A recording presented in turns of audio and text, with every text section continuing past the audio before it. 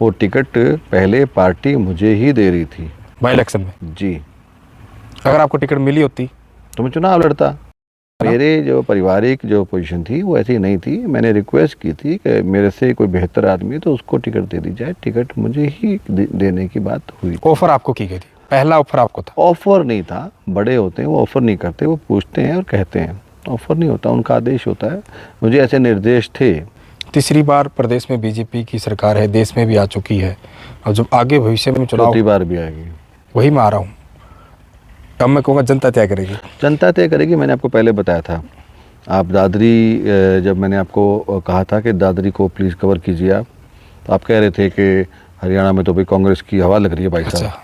मैंने आपको कहा था कि 48 सीटों से ऊपर सीटें आएंगी।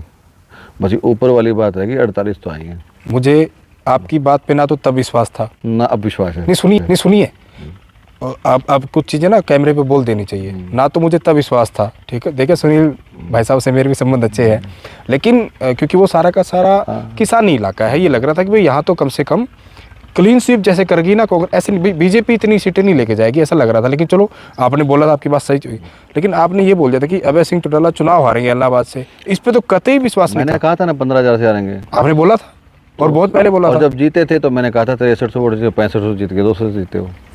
तो इतनी कैलकुलेशन। मेरी पढ़ाई है।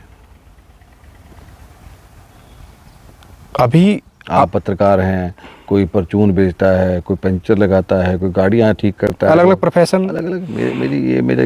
मेरी पढ़ाई है, मेरा इसमें मैं काम करता हूँ। आगामी जो चुनाव आएंगे उसी सवाल पे आता हूँ। 72 से शुरू करेगी भारतीय जनता पार्टी।